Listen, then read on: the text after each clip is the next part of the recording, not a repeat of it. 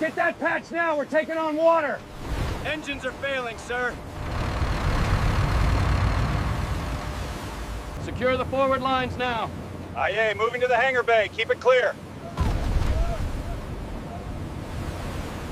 Watch the swell, keep it steady. Almost got it secured, hold fast. That plating needs reinforcement on the double. Aye, sir, we're on it. All stations, report ready. Mount 42 ready, sir. Move it, secure that bulkhead. We're taking on water. Keep hammering.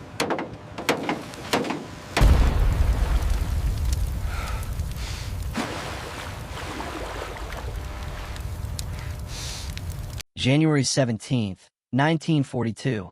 Somewhere in the vast, unforgiving expanse of the Pacific Ocean, a U.S. aircraft carrier lists slightly under the weight of battle damage. Smoke curls into the cold morning sky, a mixture of burning machinery and salt-stung fires. The deck vibrates beneath the boots of sailors, every clang of hammer and whir of makeshift welding tools echoing over the waves. Water slaps against the hull, a relentless rhythm reminding them of the ocean's omnipresence. Nearby, a destroyer braves the churning surf, sending crews scrambling to patch ruptured fuel lines and twisted metal. Above, Japanese reconnaissance planes circle silently, their pilots noting the damage, confident the crippled Americans will be forced to retreat. But below deck, engineers and sailors work with a quiet urgency, improvising repairs that would seem impossible to any enemy observer. The carrier's engines sputter to life. Slowly, methodically, the ship slides forward, patched and alive, defying expectation. Across the Pacific, unseen eyes widen. The Japanese Navy had not believed it could be done. Ships repaired, battle-ready, at sea. The war was far from over, but something fundamental had shifted. By early 1942, the Pacific Ocean had become the stage for a war unlike any the world had ever seen. Less than 2 months had passed since December 7th, 1941, when Japanese bombers had devastated Pearl Harbor, crippling much of the U.S. Pacific Fleet in a single morning. Battleships lay in ruin, smoke rising in thick black clouds over sunken decks. The Japanese Navy, emboldened and confident, had swept across Southeast Asia and the Western Pacific, capturing ports, islands, and airfields with lightning speed. Singapore had fallen. The Dutch East Indies were being overrun. The Philippines teetered on the brink. Amid this chaos, the remnants of the American fleet were scattered across thousands of miles of open water. Aircraft carriers, cruisers, and destroyers that had survived Pearl Harbor were now the thin shield between Japanese expansion and the U.S. West Coast. Yet, these ships carried more than guns and planes. They carried ingenuity, determination, and the nascent promise of a strategy that few could foresee. One of the most critical advantages America possessed was not raw firepower, but the ability to repair, refit, and return ships to combat far from home ports. The Pacific presented a logistical nightmare. Distances spanned thousands of miles. Supply lines were fragile, vulnerable to interception. The ocean itself could be as deadly as the enemy. In this environment, a damaged ship was usually considered a liability, a burden to be towed back to a base or abandoned altogether. Japanese naval planners assumed that any vessel heavily damaged in combat would be lost. A sunk carrier or a crippled cruiser meant permanent attrition. They underestimated American resourcefulness. Repair ships, auxiliary vessels designed for service at sea, became the lifeline of the fleet. Ships like the USS Vestal, once moored in Pearl Harbor, had been converted to provide on-the-spot repairs, welding hull breaches, restoring engines, and patching critical weaponry. Every rivet and every weld could determine whether a ship survived the next engagement. Sailors who once labored in shipyards were now floating thousands of miles from shore, improvising repairs while under the constant threat of Japanese air attack. These were not merely mechanics. They were the unseen warriors of the fleet, their actions often the difference between life and death, victory and retreat. Meanwhile, American admirals, including Chester W. Nimitz and William Bull Halsey, began to recognize the potential of mobile repair operations. In late January, plans were drawn for the fleet to operate in extended patrols across the Central Pacific. Aircraft carriers and their support groups would need to remain combat-ready even after sustaining damage from dive bombers, torpedoes, or kamikaze-style tactics that the Japanese would later perfect. The stakes were enormous.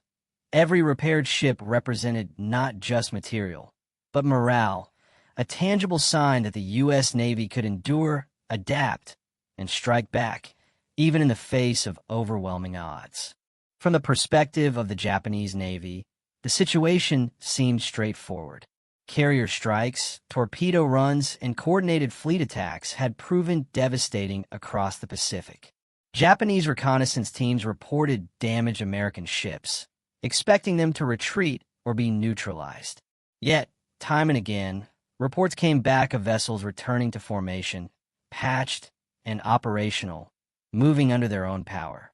The idea that a ship could be repaired at sea, often while under threat of enemy fire, defied their strategic calculations. For the Japanese high command, these operations were almost incomprehensible. The tension aboard each American ship was palpable. Crews worked around the clock, balancing exhaustion with necessity. Sailors moved through decks slick with oil and water, welding jagged metal plates, recalibrating engines, and replacing critical components salvaged from supply ships or scuttled vessels. Each repair was an act of calculated precision, improvisation guided by experience and necessity. The human element was as crucial as any tool or blueprint. Courage, focus, and ingenuity became weapons in their own right.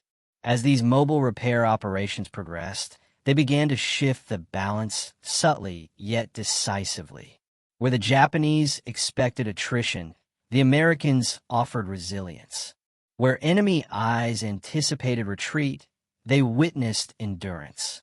These early months of 1942, scattered across countless islands, reefs, and open ocean, laid the groundwork for a new approach to naval warfare, one where damage was not always fatal, and where the line between loss and survival depended as much on skillful repair crews as on gunnery and aircraft strikes.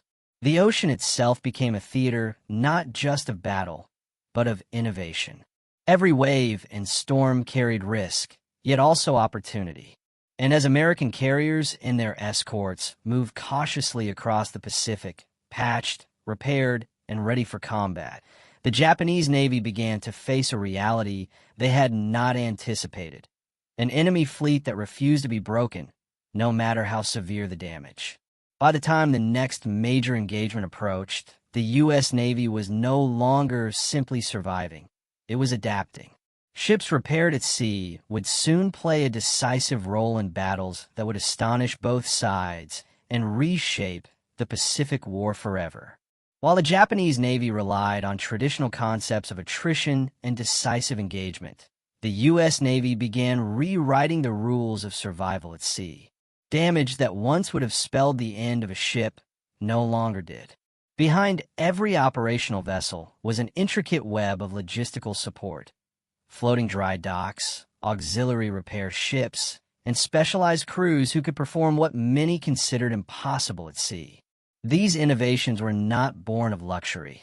They were forged in necessity, under fire, and across thousands of miles of open ocean.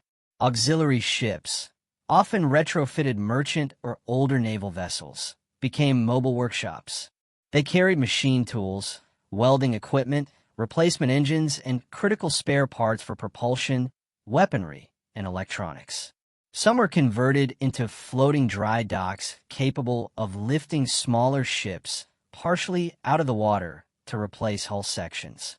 Others served as repair tenders, with teams trained to assess damage, improvise solutions, and restore functionality in hours rather than weeks.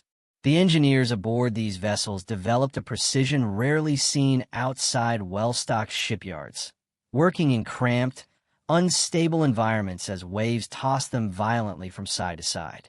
Every repair at sea was a test of skill, timing, and coordination. A torpedo hit could tear a gaping hole in a cruiser's hull. A dive bomber might disable a carrier's flight deck. Yet within hours, welders and machinists could restore propulsion, patch armor, and bring vital systems back online. The combination of mobile repair ships and onboard damage control crews created a redundancy in the fleet that Japanese strategists had never accounted for. While the Japanese expected permanent losses to attrition, the Americans engineered survival. The scale of these operations was staggering. By January 1942, reports indicate that several carriers and cruisers had been patched, refueled, and rearmed at sea, often under the constant threat of enemy reconnaissance or attack. Japanese pilots circling above would see smoke plumes and twisted metal and assume these ships were crippled beyond repair. Yet, hours later, the same vessels would rejoin the fleet, engines roaring, decks cleared, and anti-aircraft guns manned. To the Japanese, it appeared almost supernatural. Ships that should have been out of action remained fully operational. This capability required not only ingenuity, but meticulous planning. U.S. naval commanders orchestrated repair efforts alongside ongoing combat operations. Engineers prioritized critical systems first, propulsion, steering, and communications, before moving on to secondary repairs such as flight deck reinforcements or armament replacements. Crews often improvised with whatever materials were on hand. Sections of hull from older vessels, salvaged equipment, or even reinforced timber for temporary decking. Each solution was temporary, yet robust enough to withstand further combat, allowing damaged vessels to continue missions rather than retreating to distant ports. The psychological impact on the Japanese Navy was profound. Reconnaissance pilots and intelligence officers began documenting repeated anomalies, damaged ships that should have been sidelined but were actively participating in engagements days later. Fleet officers found their plans for attrition-based strategy increasingly frustrated. The assumption that a crippling torpedo or bomb strike would remove a ship from combat was no longer guaranteed. This forced the Japanese to reconsider risk assessments, attack priorities, and the timing of carrier strikes, all while American repair crews quietly ensured that each vessel could return to fight. For the men aboard the American ships, this work was grueling and relentless. Sailors spent long hours beneath decks flooded with smoke and water, welding twisted steel, restoring electrical circuits, and recalibrating machinery. The roar of the ocean and the threat of enemy fire never ceased. Yet, amid exhaustion and danger, a quiet determination prevailed. Crews were acutely aware that the survival of the fleet, and perhaps the survival of thousands of lives, depended on their precision and courage. Their work blurred the lines between engineer, soldier, and sailor, a hybrid of technical skill and battlefield bravery. The success of these repair operations would soon alter the calculus of naval warfare in the Pacific. It allowed carriers to remain in action longer than expected, ensured continuity of air cover, and prevented the Japanese from achieving quick, decisive victories. Mobile repair capability became as much a strategic weapon as torpedoes or aircraft, one that Japan had not anticipated. By mid-1942, the combination of at-sea repair and human determination had created a fleet that could absorb damage and return to combat with remarkable speed. The Japanese Navy, accustomed to relying on speed, surprise, and decisive destruction, began to confront a reality they had underestimated. The Americans could not only fight back, but repair, adapt, and strike again before they ever reached port. The seeds of a new form of naval resilience were planted, one that would prove crucial in battles like the Coral Sea and Midway, where repaired ships would fight, survive, and redefine expectations of what was possible at sea. The stage was now set for a closer look at the human, technological, and strategic angles of these operations. Perspectives that would reveal the full scale of American ingenuity and Japanese disbelief. On the decks of a damaged U.S. cruiser, the human element was as critical as the steel and machinery around them. Sailors moved with practiced urgency, their boots slick with seawater and oil, faces streaked with soot, sweat, and exhaustion. Some worked with welding torches, their eyes shielded against sparks as they fused twisted metal. Others hauled heavy steel plates into position, muscles straining under the weight. Every task carried risk. A misstep could tear open a hull or ignite fuel-soaked decks. Yet, amid the chaos, a quiet rhythm emerged. Sailors had become improvisers, technicians, and warriors simultaneously. Their camaraderie was forged in smoke-filled compartments and rolling decks, in the shared understanding that the life of the ship and the lives of their comrades depended entirely on their skill and resolve. For many, these moments were the essence of war, a test of endurance, courage, and the stubborn refusal to surrender to circumstance. At-sea repairs demanded technological ingenuity. Floating dry docks and auxiliary repair ships acted as mobile shipyards, carrying machine tools, spare engines, and sections of hull. Innovations included emergency patching techniques, portable welding systems adapted for the pitching decks, and rapid armament replacements using salvaged weapons. Engineers had to improvise constantly, replacing bent propeller shafts with salvage spares, rerouting damaged electrical circuits, or reinforcing hull breaches with timber and steel.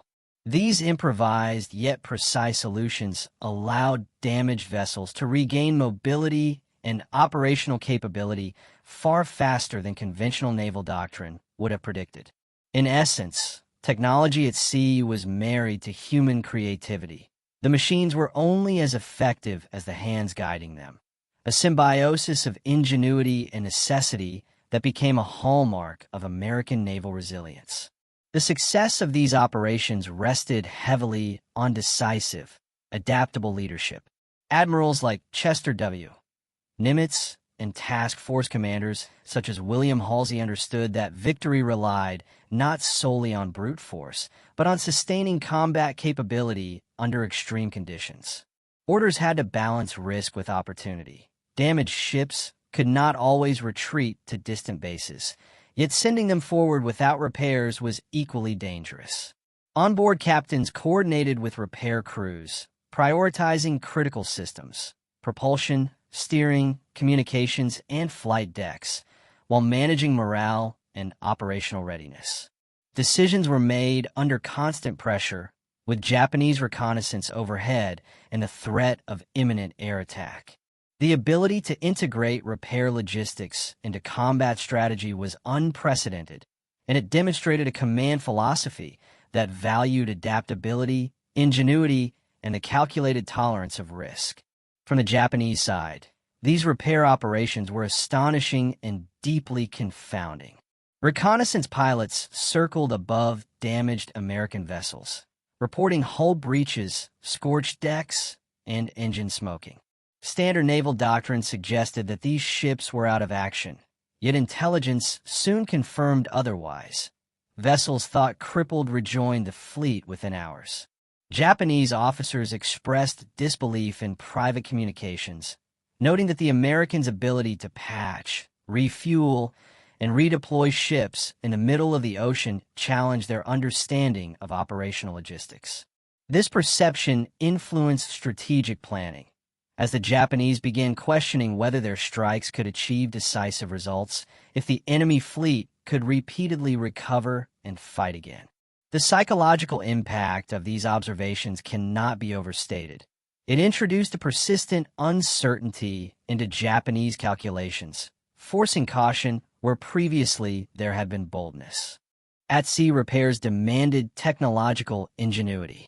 Floating dry docks and auxiliary repair ships acted as mobile shipyards, carrying machine tools, spare engines, and sections of hull. Innovations included emergency patching techniques, portable welding systems adapted for the pitching decks, and rapid armament replacements using salvaged weapons. Engineers had to improvise constantly, replacing bent propeller shafts with salvaged spares, rerouting damaged electrical circuits, or reinforcing hull breaches with timber and steel. These improvised yet precise solutions allowed damaged vessels to regain mobility and operational capability far faster than conventional naval doctrine would have predicted. In essence, technology at sea was married to human creativity. The machines were only as effective as the hands guiding them, a symbiosis of ingenuity and necessity that became a hallmark of American naval resilience. The success of these operations rested heavily on decisive, adaptable leadership. Admirals like Chester W. Nimitz and task force commanders such as William Halsey understood that victory relied not solely on brute force, but on sustaining combat capability under extreme conditions. Orders had to balance risk with opportunity. Damaged ships could not always retreat to distant bases, yet sending them forward without repairs was equally dangerous. Onboard captains coordinated with repair crews, prioritizing critical systems, propulsion, steering, communications, and flight decks, while managing morale and operational readiness. Decisions were made under constant pressure, with Japanese reconnaissance overhead and the threat of imminent air attack. The ability to integrate repair logistics into combat strategy was unprecedented, and it demonstrated a command philosophy that valued adaptability, ingenuity, and a calculated tolerance of risk. From the Japanese side, these repair operations were astonishing and deeply confounding. Reconnaissance pilots circled above damaged American vessels, reporting hull breaches, scorched decks, and engine smoking. Standard naval doctrine suggested that these ships were out of action, yet intelligence soon confirmed otherwise. Vessels thought crippled rejoined the fleet within hours. Japanese officers expressed disbelief in private communications, noting that the Americans' ability to patch, refuel, and redeploy ships in the middle of the ocean challenged their understanding of operational logistics. This perception influenced strategic planning, as the Japanese began questioning whether their strikes could achieve decisive results if the enemy fleet could repeatedly recover and fight again. The psychological impact of these observations cannot be overstated.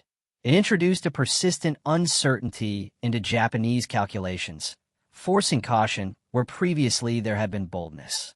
At-sea repairs fundamentally altered the tactical landscape of naval warfare in the Pacific. Prior to these innovations, damaged ships were effectively removed from combat, creating gaps in fleet formations that enemies could exploit. By restoring vessels while underway, American commanders could maintain cohesive task forces, ensuring carriers, cruisers, and destroyers remained in protective formations. This allowed for sustained air cover, coordinated anti-aircraft fire, and flexible maneuvering during engagements. The ability to repair and return ships to combat within hours provided a strategic buffer. The U.S. Navy could absorb damage and continue to project force, creating an operational elasticity that confounded Japanese planners.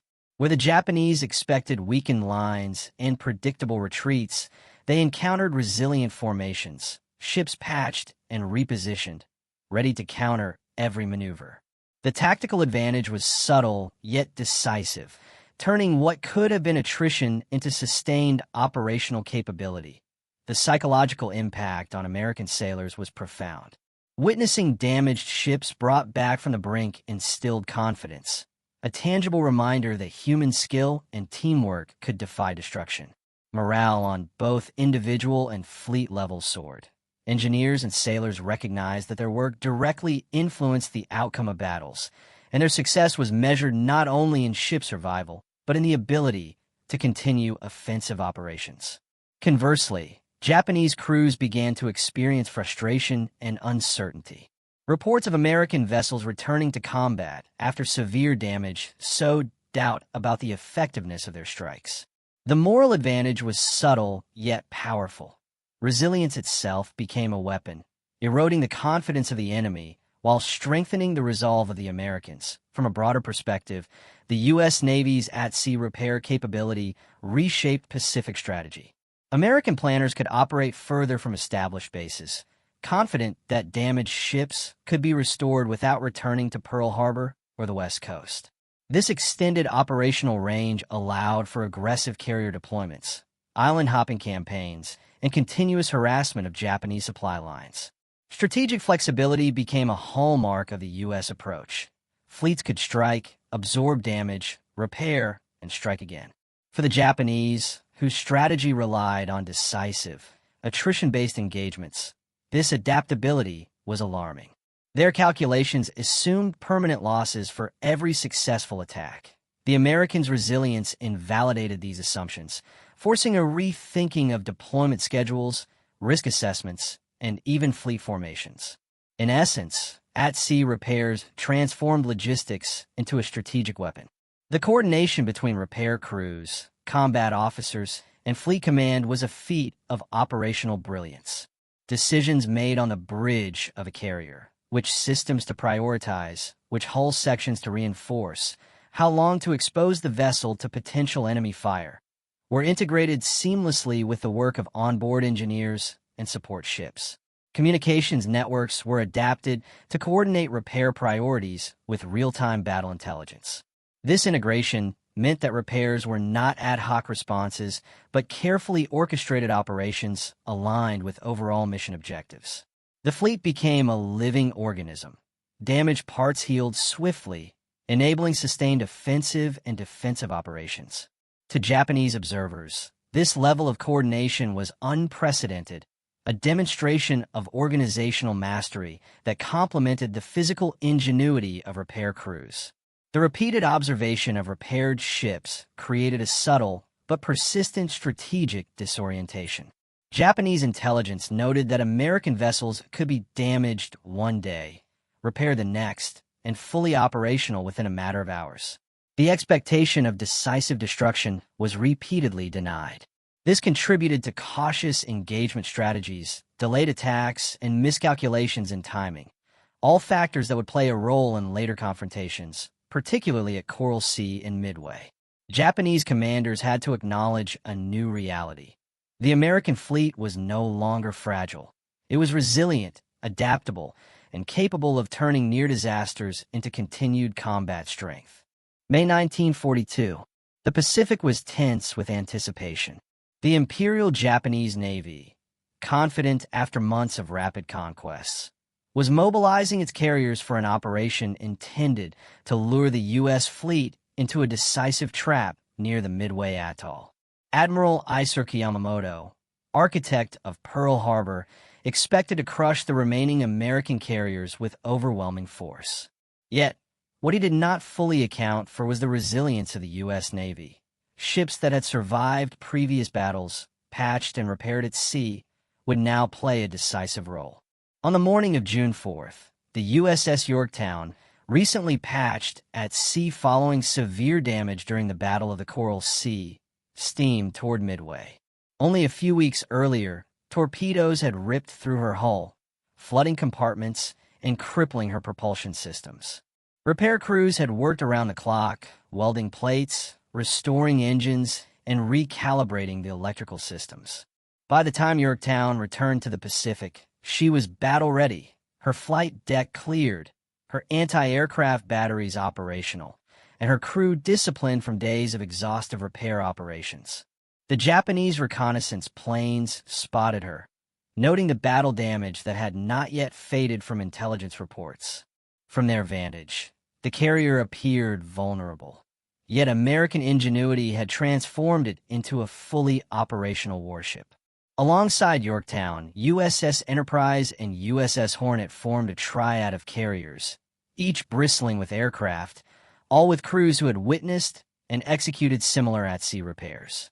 These carriers were the backbone of Task Force 16, ready to challenge Japan's superior numbers. As Japanese bombers approached, the repaired carriers launched planes with precision timing.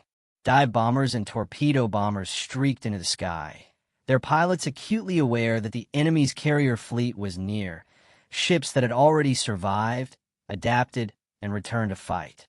Below deck, sailors maintained engines, munitions, and flight systems, ensuring every mechanism functioned under extreme pressure. The repairs executed weeks earlier were not simply technical feats. They were lifelines, enabling sustained offensive operations. The battle unfolded in a sequence of high stakes and rapid decisions. Japanese dive bombers attacked, targeting Yorktown first. Her anti-aircraft guns, repaired and recalibrated after the Coral Sea damage, responded with relentless fire. Some bombs struck, causing new damage, yet the ship remained operational. Crews moved quickly to patch the breaches, reroute power, and restore communication lines, all while under direct attack. Every repaired system, every weld, and every operational gun became critical in preventing the ship from sinking. By mid-morning, the tide of battle had begun to shift. American dive bombers found the Japanese carriers vulnerable, thanks in part to the sustained presence of Yorktown and her sister ships. Bombs struck Akagi, Kaga, and Soryu, setting fires and crippling flight decks. The U.S. fleet's ability to maintain continuous air operations, made possible by repaired ships that had returned to the line, ensured Japanese carriers could not recover. Japanese officers watched in disbelief as vessels that should have been casualties in prior engagements became decisive platforms for attack. The outcome of these opening hours at Midway illustrated the profound impact of at-sea repairs. Yorktown, patched and restored under extreme conditions, allowed the U.S. Navy to project power precisely when the Japanese expected vulnerability. Each repaired ship was more than a vessel. It was a fulcrum on which the balance of naval power tilted. The Americans' ability to absorb damage, repair, and fight again disrupted Japanese calculations, undermining the expectation of decisive attrition and reshaping the strategic landscape in real time. By late morning, the momentum had fully shifted. Japanese carriers were ablaze, their aircraft grounded or destroyed, while American forces maintained cohesion and operational readiness. The psychological effect on Japanese commanders was tangible.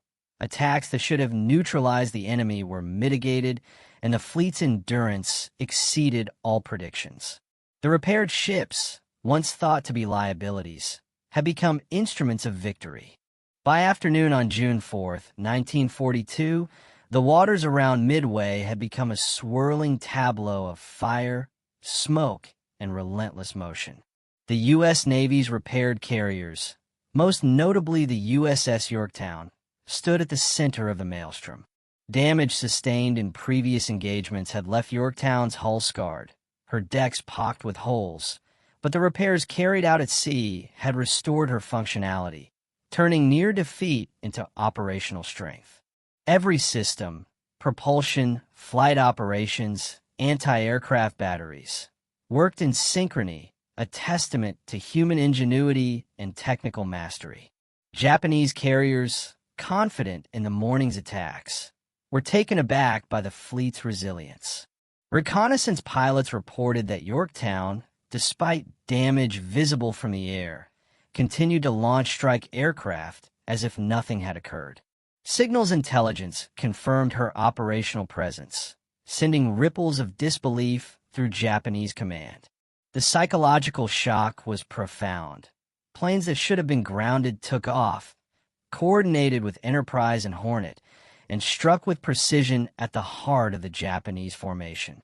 As Japanese dive bombers circled again, Yorktown's anti-aircraft gunners, many of them sailors who had repaired their own weapons systems hours earlier, responded with disciplined fire. Each shell, each barrage, was a demonstration of the symbiosis between human courage and technical repair. Bombs landed, yet their impact was mitigated by patched bulkheads and rerouted electrical circuits. Smoke and sparks filled the air, but the carrier maintained propulsion, her engines echoing across the waves. Below deck, repair teams continued to work in shifts, ensuring that even new damage could be stabilized quickly. The repaired ship had become a dynamic, living battlefield participant. This operational resilience directly influenced the unfolding tactical engagements. American dive bombers, launched from repaired carriers, targeted Japanese carriers Akagi, Kaga, and Soryu with devastating precision. The continuous presence of Yorktown and her sister ships allowed for sustained air sorties, keeping Japanese aircraft grounded and reducing the enemy's ability to regroup. In effect, the repairs executed weeks earlier had extended combat capability in ways Japanese planners had never anticipated. Where they expected attrition to thin the American lines, the repaired ships allowed the U.S. fleet to project power relentlessly. Meanwhile, Japanese commanders struggled to reconcile expectations with reality. Their doctrine relied on the elimination of key assets in decisive strikes. Yet Yorktown's return to combat, patched and operational, defied this logic. Orders were delayed, attack formations faltered, and caution replaced the aggressiveness that had characterized earlier Pacific engagements. Japanese reports from the afternoon described astonishment at ships, operational despite severe battle damage, highlighting a repeated pattern. America's ability to repair at sea rendered traditional metrics of success unreliable. Every repaired vessel became a factor that could no longer be ignored, forcing recalculations mid-battle. A strategic disruption executed entirely through engineering and human perseverance. By late afternoon, the momentum had decisively shifted. Japanese carriers were ablaze, flight decks shattered, planes destroyed or forced to ditch in the ocean. American forces, meanwhile, continued to operate cohesively, their repaired ships enabling sustained sorties and protecting the fleet's defensive perimeter. Yorktown, though still bearing scars from Coral Sea, remained central to the battle. Her repaired systems allowed coordinated torpedo and dive bomber attacks, contributing directly to the sinking of 3 Japanese carriers. Without her, and without the mobile repair operations that restored her to combat readiness, the outcome could have been drastically different. As evening fell, the Pacific waters reflected a landscape transformed by resilience and ingenuity. The Japanese fleet, shocked by the unexpected endurance of repaired ships, had suffered a psychological and material blow. The U.S. Navy's ability to absorb damage, repair, and re-engage had not only saved lives and vessels, but had decisively altered the strategic balance in the Pacific. Yorktown and her sister ships were more than instruments of war. They had become symbols of American determination, demonstrating that innovation, courage, and adaptability could overcome even the most formidable opposition.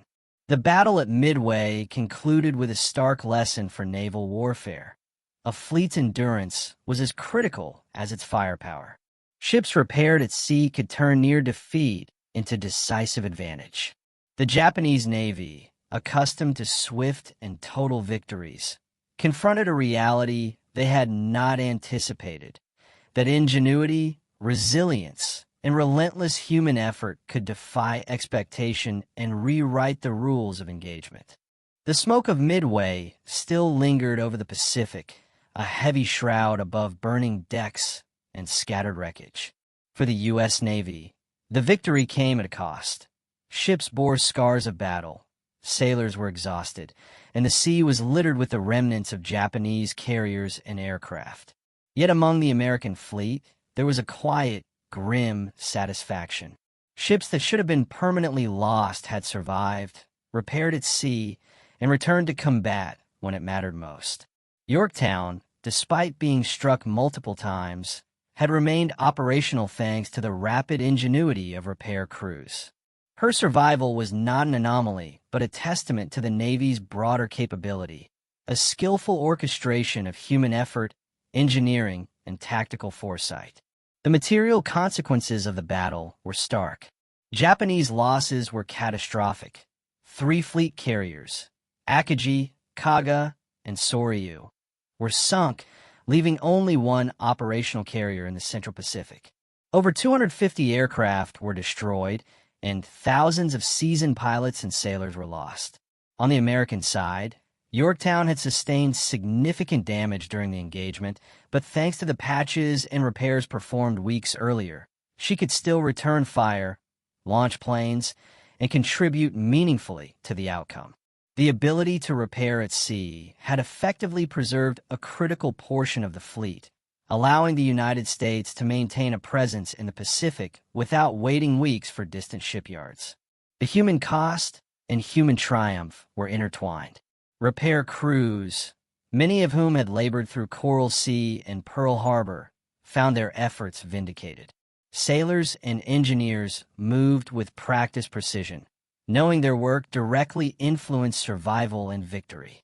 Stories circulated among the crews of welders who patched hulls while water poured into compartments, of gunners who manned repaired anti-aircraft batteries under fire, and of engineers who improvised replacements for critical engines and propellers. These acts, often unnoticed in broader battle narratives, were the backbone of Midway's success. The battle proved that human ingenuity and determination could extend the life of a ship and the lives of her crew in ways that conventional strategy alone could not achieve. Strategically, the implications were immediate and profound. The Japanese Navy, stunned by the Americans' ability to repair ships at sea and sustain operational strength, was forced to reassess its approach in the Pacific. The concept of decisive attrition, striking an enemy to permanently remove vessels from combat, had been undermined. Commanders now faced an enemy fleet that could absorb damage, repair, and continue fighting. Japanese intelligence reports expressed both surprise and unease, noting the repeated return of vessels previously considered incapacitated. Confidence in planned operations wavered. Caution began to replace the bold, aggressive maneuvers that had characterized their initial campaigns. For the Americans, the psychological benefits were equally significant. The knowledge that ships could survive severe damage and return to combat bolstered morale across the fleet. Sailors gained confidence not only in the ships themselves, but in the Navy's systems, leadership, and logistical foresight. The repaired vessels symbolized resilience, tangible proof that, even after losses and setbacks, the U.S. Navy could endure, adapt, and strike back. The battle also revealed a new paradigm for naval warfare. Damage no longer automatically meant defeat. The integration of repair operations, human skill, and tactical planning created a layered defense and sustained offensive capability that Japanese forces had not anticipated. Ships repaired at sea became force multipliers, enabling the Americans to maintain fleet cohesion, launch continuous air operations, and preserve critical combat power far from home ports. As the sun set over the burned remnants of the Japanese carriers and the repaired decks of Yorktown and Enterprise, the reality of the Pacific War had shifted. American ingenuity, combined with rigorous training and relentless courage, had transformed the calculus of naval power. Ships repaired at sea were no longer anomalies. They were decisive tools, silently shaping the outcome of the conflict and setting a precedent for the battles yet to come. In the days and weeks following the Battle of Midway, the Pacific theater was forever changed. The destruction of 3 Japanese fleet carriers had dealt a crippling blow to Imperial Japan's offensive capability, yet the broader significance of the battle extended far beyond the tally of ships and planes. The Americans' ability to repair vessels at sea, a capability largely invisible to the enemy before the engagement, had shifted both strategic thinking and operational doctrine. Ships that survived Coral Sea and earlier engagements had returned to fight at Midway, their presence directly influencing the course of battle and proving that attrition could be defied through ingenuity and resolve. The Japanese Navy, in particular, was forced to confront a stark new reality. Their pre-war doctrine had assumed that crippling an enemy's key vessels would result in permanent loss of combat power, allowing for decisive victories. Yet the Americans repeatedly demonstrated otherwise. Ships previously struck down were restored to operational status within days, returning to combat without the need to sail thousands of miles back to distant bases. Japanese reconnaissance pilots and intelligence officers expressed both astonishment and frustration. Reports described ships operational despite severe damage, and commanders were forced to re-evaluate risk assessments, attack plans, and engagement strategies. The expectation of easy attrition had been shattered. For the United States, the long-term benefits were profound. Mobile repair operations created strategic flexibility previously unseen in naval warfare. Task forces could remain on station longer, conduct extended patrols, and strike enemy positions repeatedly without returning to home ports. This ability to project continuous power reshaped the American approach to the Pacific campaign. It enabled the island-hopping strategy that would follow, supported sustained air operations, and ensured that carrier task forces could remain decisive instruments of offensive and defensive power even far from secure bases. The presence of repaired, battle-ready ships became as critical as the aircraft they carried, forming the backbone of U.S. naval strategy for the remainder of the war. Human stories reinforced the broader significance of these operations. Sailors, engineers, and officers reflected on the extraordinary circumstances under which their ships were restored. From welding scorched hulls and pitch-black compartments to recalibrating engines mid-ocean, these crews had redefined the boundaries of what was possible at sea. Their actions saved not only material assets, but lives. And, more subtly, they preserved morale across the fleet. The psychological dimension of seeing a damaged ship return to combat proved invaluable, both for reinforcing confidence in one's own forces and for undermining enemy expectations.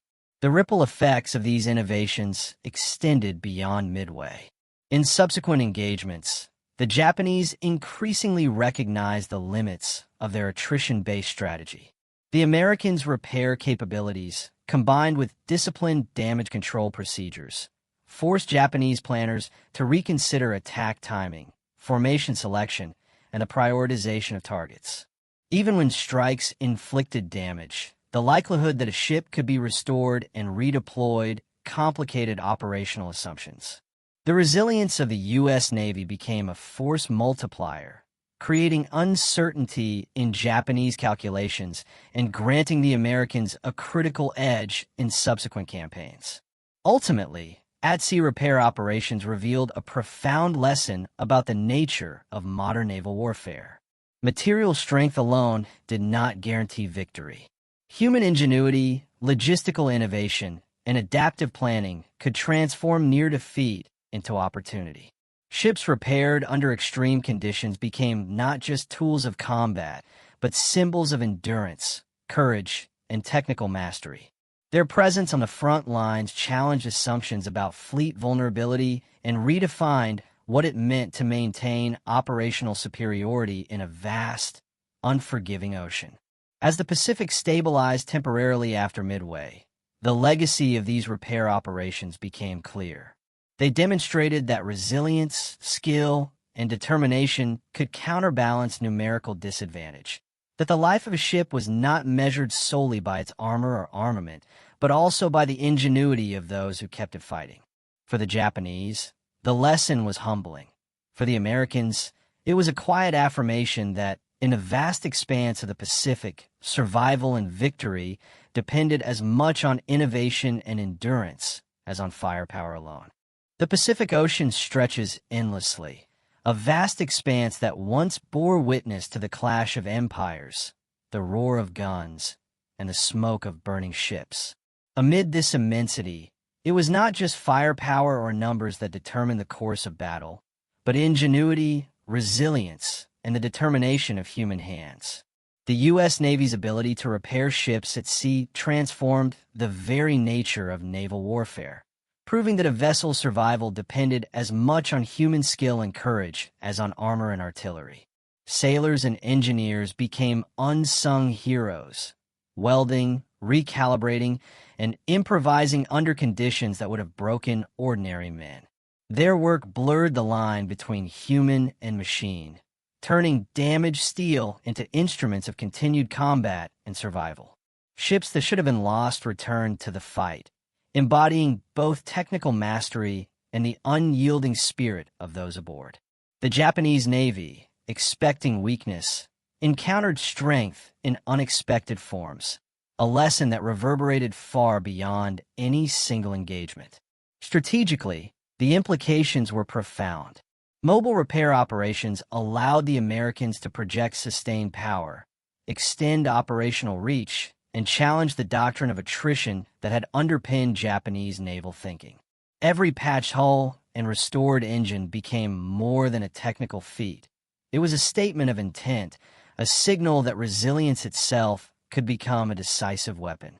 Midway and the battles that followed demonstrated that endurance, adaptability, and foresight could shape the outcome of war just as decisively as bombs and torpedoes.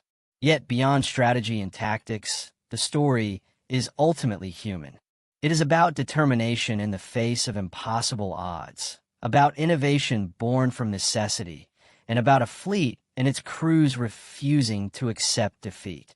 Ships repaired at sea were not merely vessels.